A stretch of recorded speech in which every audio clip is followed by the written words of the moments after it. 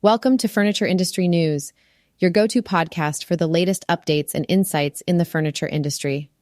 In today's episode, we have an exciting lineup of topics that will keep you well-informed and engaged. We'll start by examining how the sandwich generation, those balancing the care of both young children and elderly parents, is influencing the housing market. Next, we'll dive into the challenges faced by the mattress industry due to softer demand and how companies are adapting to this downturn. We'll also discuss why this could be a tough year ahead for furniture importers with increasing price hikes and surcharges, and how this impacts both businesses and consumers. Amid these challenges, we'll highlight a success story as IKEA emerges as the fastest growing retailer and dive deeper into their significant investment on Fifth Avenue in New York. Later, we'll explore Lazy Boy's strategic plans to expand its retail footprint and Natuzzi's innovative reimagined gallery concept that's gaining global traction. Lastly, we will take a closer look at Culp Incorporated's restructuring plans aimed at improving profitability amidst ongoing market challenges. Make sure to subscribe to our podcast so you never miss an episode. Let's get started. We start today with the sandwich generation, a group of Americans balancing the care of young children and elderly parents. This demographic is having a significant impact on the housing market. According to research by Realtor.com, 1 in 6 Americans belong to the sandwich generation, defined as those simultaneously caring for children under 18 and aging parents or grandparents. Interestingly, for 33% of these individuals, family support has been crucial in helping them afford a home. For many, this support comes in the form of financial assistance, allowing them to manage down payments or mortgage payments. More than half of the sandwich generation receiving family support report that this aid is making it possible for them to move forward in the housing market. However, the picture isn't entirely rosy. Among the remaining 2/3 who aren't new homeowners, a significant portion cite caregiving responsibilities as a financial strain that prevents them from buying a home or paying off their mortgage. This highlights the dual-edged sword of family support. While it helps some gain homeownership, it puts considerable financial pressure on others. Generationally, millennials make up the largest portion of this group, with 36% identifying as part of the sandwich generation. Among them, 43% have found that caring for both young children and older parents has helped them afford a home, but almost the same percentage, 46%, say it has prevented them from buying a home. Even more challenging, Gen X, baby boomers, and Gen Z are not immune to these pressures. All these age groups are impacted as they juggle caregiving roles and financial responsibilities, making it clear that the sandwich generation's influence on the housing market spans multiple generations. So while the sandwich generation is finding some pathways to homeownership through family support, the overall financial burden they face continues to be a major hurdle for many. Understanding these dynamics can offer valuable insight for professionals in the housing and furniture industries as they navigate a market influenced by this unique demographic. The mattress industry is facing a challenging period as demand continues to soften. Described by industry executives as stagnant, depressed, and sluggish, the market is seeing consistent declines in sales. This downturn is primarily driven by high interest rates and wary consumer sentiment. The International Sleep Products Association forecasts a 4% decrease in mattress units sold for the year and a 2% drop in sales dollars compared to 2023. Last year, the industry experienced an 8% drop in the number of mattresses sold and a 6.8% decline in shipment value within the U.S. This follows a massive 14.7% drop in units sold in 2022, highlighting a trend of persistent contraction over the last few years. The impact of higher interest rates on the housing market, combined with decreased consumption of durable goods, is contributing to this slump. Consumers are also grappling with record-high credit card debt, which limits their ability to make significant purchases like mattresses. Nevertheless, there are some optimistic signs. Investment bank Piper Sandler noted that Memorial Day promotions led to a slight sales increase, indicating that while the market remains tough, there are opportunities for minor gains. Sleep Number and Tempur, Sealy International, 2 major players in the industry, foresee a potential uptick in the latter half of the year. Sleep Number in particular remains cautiously optimistic, projecting low single-digit growth and highlighting efforts to reduce operating expenses. Culp Incorporated and Leggett & Platt, key suppliers in the mattress category, are implementing restructuring plans to cut costs and enhance efficiency. Leggett and Platt plans to close up to 20 facilities to save up to $50 million annually, while Culp is shutting down factories in Canada and Haiti, aiming for a $10 million cost reduction. Although the mattress industry is enduring a rough patch, companies are taking strategic actions to weather the storm and position themselves for future growth. With restructuring efforts and cautious optimism, there might be light at the end of the tunnel for the mattress sector. How high is up? That's the question furniture importers are asking themselves as they face the latest round of freight rate increases. Since the start of April, spot container rates from the Far East to the U.S. West Coast have risen 29% and are currently a staggering 198% higher than this time last year. This surge in costs has already led major furniture suppliers like Ashley Furniture Industries and FlexSteel to impose surcharges to offset the higher container costs, and it looks like more companies will follow suit. There are several reasons behind these escalating container rates. Disruptions in the Red Sea have diverted traffic away from the Suez Canal, and low water levels at the Panama Canal have forced many ships to sail the longer route around South America. These diversions have lengthened shipping times and reduced overall capacity. Added congestion at major ports like Singapore and slower sailing speeds have steadily pushed container costs higher, rendering many existing contracts moot and pushing companies into the spot market. The situation has been made worse as major importers scramble to stockpile goods, anticipating even higher costs as the critical fourth quarter approaches. This stockpiling has further disrupted the balance between supply and demand, giving shippers the leverage to continue hiking rates. These sharp increases come at a fragile time for U.S. furniture retailers, who are already facing some of the lowest consumer traffic levels in recent memory. High interest rates and a weak housing market have added to these woes, putting strong deflationary pressure on furniture prices and leading to higher than normal levels of discounting and promotional activity. While some retailers have managed decent sales around holiday promotions, these gains often come from extending the promotional period or offering even deeper price cuts. However, ongoing stubborn inflation and the prospect of even higher container costs will challenge this strategy. With rising costs for goods, manufacturers might be forced to increase prices or add surcharges just to stay afloat. This isn't something that can be easily or quickly fixed. The factors driving these market conditions are structural, beyond the control of any individual company or sector. As a result, retailers find themselves squeezed at both ends. Lagging consumer demand meets rising costs, creating a tough environment to navigate. Stay tuned as we continue to monitor these developments closely. Despite a tough year for many retailers, IKEA stands out as the fastest-growing furniture retailer. What sets IKEA apart, you might ask? It's their innovative strategies and consistent execution that have helped them thrive even when others have struggled. First, let's talk about IKEA's meticulous planning. In 2023, IKEA reported over $4.2 billion in furniture, bedding, and accessories sales across their 54 U.S. stores. This impressive performance earned them the top spot on the list of fastest-growing retailers. IKEA achieved this by not only increasing its sales, but also by expanding its retail footprint. They added 2 new stores last year, which might not seem like a lot, but in a year when many retailers were closing locations, it made a difference. Their approach is multifaceted. IKEA scored high across all 5 indices used to determine the fastest-growing retailers, which is a rare accomplishment. This demonstrates their holistic business strategy, covering everything from customer experience to efficient logistics. One specific area where IKEA excels is their focus on a seamless online and offline integration. They have invested significantly in making their stores more accessible and their online shopping experience more straightforward, which has resonated well with consumers looking for convenience and value. IKEA's business model also benefits from their unique in-store experience. Their stores offer an immersive experience that showcases how their products can be used in a variety of home settings. This setup not only helps in boosting sales, but also enhances customer satisfaction, as they can see and feel how products would fit into their lives. Additionally, IKEA has remained committed to sustainability, which increasingly matters to consumers.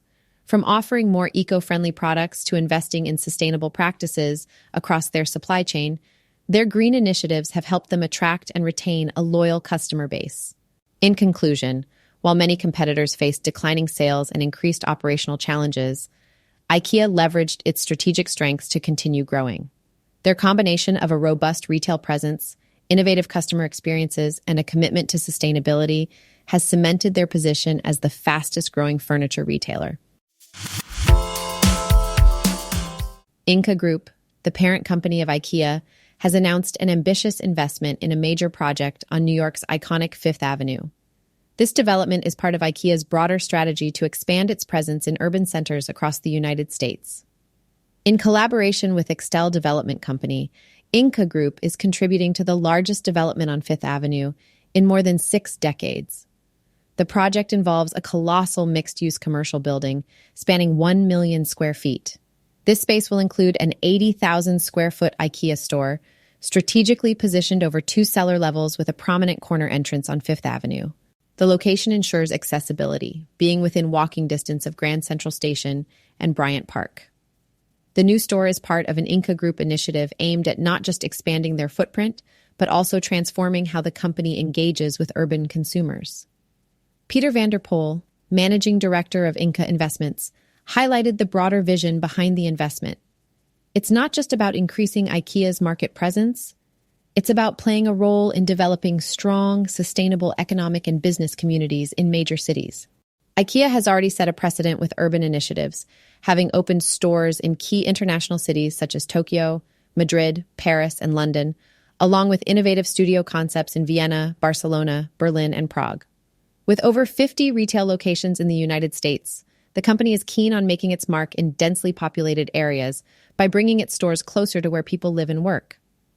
Javier Quinones, CEO and Chief Sustainability Officer for IKEA US, emphasized that the Fifth Avenue store is still in the early planning stages. However, he assured that the new location will offer an inspiring shopping experience tailored to meet the home furnishing needs of New Yorkers.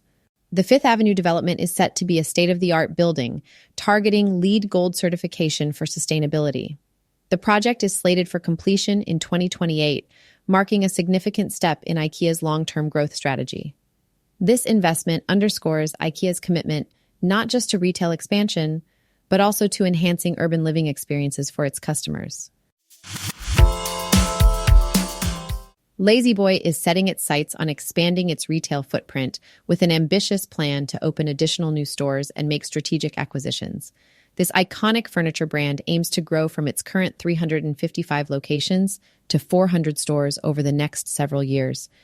This expansion includes both company-owned and franchise-operated outlets, providing a balanced blend of growth avenues. Recent earnings reports underline their strong commitment to this strategy. Despite high interest rates affecting home sales and tighter consumer spending, La-Z-Boy remains optimistic. President and CEO Melinda D. Whittington has emphasized the brand's focus on retail development. For the latest fiscal year, La-Z-Boy opened 6 new stores and acquired 11 more, including a significant 2-store network in Florida. They're planning to open an additional 15 new stores this fiscal year alone. Even though retail environments have been challenging, La-Z-Boy's strategy is yielding solid results. The company's own stores showed a slight sales increase, defying broader industry trends where competitors have seen declines. By owning more than half of their stores, La-Z-Boy is able to control the consumer experience from start to finish, something Whittington believes is a crucial advantage. The brand's extensive retail network allows it to better understand consumer preferences and market trends, which in turn influences product development. With a keen eye on data and consumer-centric strategies, La-Z-Boy aims to stay ahead in categories like motion and reclining furniture, where they are market leaders. The ability to control many aspects of their supply chain, from raw materials to final delivery, also helps achieve greater profitability and customer satisfaction. In summary, La-Z-Boy's expansion plan is not just about increasing store numbers. It's about leveraging their vertically integrated model, improving the customer journey, and setting the stage for long-term growth. They are confident that this focused approach will make them more resilient and responsive to market conditions, keeping them a step ahead in the ever-evolving furniture industry. Natuzzi's new gallery concept is making waves across the globe. Launched last fall, this innovative approach to retail is designed to create a more engaging and immersive shopping experience for consumers. With a total of 113 retailers signed on globally, and 21 of those in the US and Canada, it's clear that the concept is resonating well with both retailers and customers alike. So what exactly is the reimagined gallery concept? At its core, it's an updated in-store display model that comes in 3 different sizes: 1,300, 2,200, and 3,500 square feet. Each size is tailored to fit different retail spaces and offers a variety of room settings to inspire customers. For instance, the 200 square foot gallery, which has proven to be the most popular, features around 10 different room settings. This footprint costs about $48,000, including all products and display systems, making it a feasible option for many retailers. The galleries are designed to be both aesthetically pleasing and highly functional. They showcase a wide range of Natuzzi's latest offerings, including the Natuzzi Editions, Houston New Generation Zero Gravity Collection, and the Roma Sofa, which features adjustable armrests and backrests. These additions not only highlight the company's commitment to comfort and innovation, but also give consumers a variety of options to choose from. Moreover, the reimagined gallery concept is focused on digital integration. Starting July 1st, gallery partners will gain access to a digital marketing platform that amplifies their marketing efforts across various digital channels. This platform is integrated with Natuzzi's marketing planner and digital content database, providing robust support to drive local engagement and ultimately boost sales. Another notable feature is the space performance concept, which offers room set options tailored to the specific needs of each retailer. This allows for a high degree of customization, enabling retailers to present their products in ways that will most likely resonate with their community. Customers also benefit from the convenience of Natuzzi's website, where they can explore products in detail, including a range of custom configurations and fabric options. This allows them to visualize how a particular piece would fit into their own home setup, making the decision process smoother and more gratifying. The reimagined gallery concept is more than just a new way to arrange furniture in a store. It's a comprehensive strategy aimed at elevating the retail experience for both store owners and their customers. By combining aesthetically pleasing displays with digital marketing and customization options, Natuzzi is setting a new standard in the furniture retail industry. Culp Incorporated, a supplier of upholstery and mattress fabrics, is taking significant steps to address ongoing market challenges through restructuring plans. Over the past fiscal year, Culp saw a net loss of $13.8 million, a slight improvement from the $31.5 million loss reported the previous year. Despite this loss, there are glimmers of hope within the company's different divisions. The mattress fabrics division posted a 4.8% increase in sales, reaching $116.4 million. However, the upholstery fabrics division experienced a drop, with sales falling 12.1% to $109 million. To combat declining sales and improve overall efficiency, Culp has initiated a restructuring plan that includes closing facilities in Canada and Haiti. These moves are expected to save the company around $10 to $11 million annually. President and CEO Irv Culp believes these changes will enable the company to operate more profitably with lower fixed costs. The strategic adjustments are anticipated to optimize Culp's global manufacturing capabilities without limiting potential growth. The aim is to return to positive operating income by the second half of fiscal year 2025. Looking ahead, while Culp remains cautious about offering specific guidance due to macroeconomic uncertainties, they are focusing on sustainable growth and enhancing shareholder value. The company is confident that their strategic actions will position them to weather current market conditions and be better prepared for future opportunities. As we observe these shifts, it's clear that Culp Incorporated is committed to navigating these turbulent times with a proactive approach, aiming for a more resilient and profitable future. Thank you for tuning into Furniture Industry News. Your engagement and interest in the latest trends and insights keep us motivated to bring you more valuable content. If you haven't already, make sure to subscribe to our podcast. By subscribing, You'll never miss an episode and will always stay informed about the latest developments and innovations in the furniture industry. Whether you're a furniture retailer, manufacturer, or simply an enthusiast, our podcast is designed to give you the knowledge you need to stay ahead. Don't forget to subscribe, and we'll catch you in the next episode.